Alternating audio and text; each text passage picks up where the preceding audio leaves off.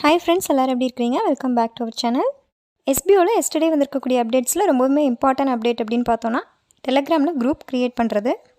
இந்த குரூப் எப்படி க்ரியேட் பண்ணுறது அப்படின்னு சொல்லிட்டு சிம்பிளாக பார்த்துடலாம். உங்களோட டெலகிராம் பேஜ் ஓப்பன் பண்ணிக்கோங்க. மேலே வந்து 3 லைன்ஸ் உங்களுக்கு ஷோ ஆகுதுல, அதை கிளிக் பண்ணிக்கோங்க. கம்பல்சரி உங்களோட நேம் அண்ட் ஸ்டாஃப் ஐடி போட்டு ஓப்பன் பண்ணிக்கோங்க. அதில் நியூ குரூப் அப்படின்னு சொல்லிட்டு ஒரு ஆப்ஷன் ஷோ ஆகுது, அதை கிளிக் பண்ணிக்கோங்க.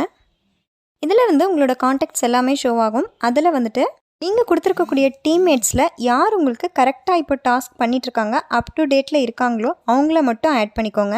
இந்த டீம்மேட்ஸில் நீங்கள் ரீஃபண்ட் அப்ளை பண்ண டவுன்லைனர் இருந்தாங்கன்னா அவங்களே நீங்கள் ஆட் பண்ண தேவையில்லை.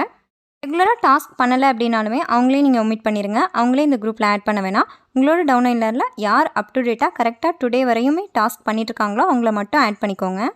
குரூப் க்ரியேட் ஆகிடுச்சு. இதில் வந்துட்டு நீங்கள் பார்த்தீங்க அப்படின்னா மேலே ஒரு பென்சில் ஐக்கான் இருக்கும். அதை எடுத்துகிட்டு நீங்கள் நேம் வந்து க்ரியேட் பண்ணுறதை வந்து எடிட் பண்ணிக்கலாம். யார் க்ரியேட் பண்ணுறீங்களோ அவங்களோட நேம் அண்ட் ஸ்டாஃப் ஐடி போட்டுட்டு அதுக்கப்புறமா உங்களோட ஏரியா பின்கோட் கம்பல்சரி அதில் வந்து இன்க்ளூட் பண்ணுங்கள்.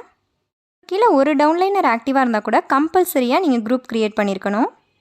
உங்களோட அப்ளைனர்ஸ் வந்து குரூப் க்ரியேட் பண்ணல அப்படின்னா அவங்களுக்கு கண்டிப்பாக இந்த மெசேஜை ஃபார்வர்ட் பண்ணுங்கள். எஸ்பிஓவில் ஆக்டிவ் யூசர்ஸ் அப்டேட்டடாக இருக்கணும் அப்படின்னா நோட்டீஸ் போர்டை ஃபாலோ பண்ணுங்கள். தேங்க்ஸ் ஃபார் வாட்சிங்.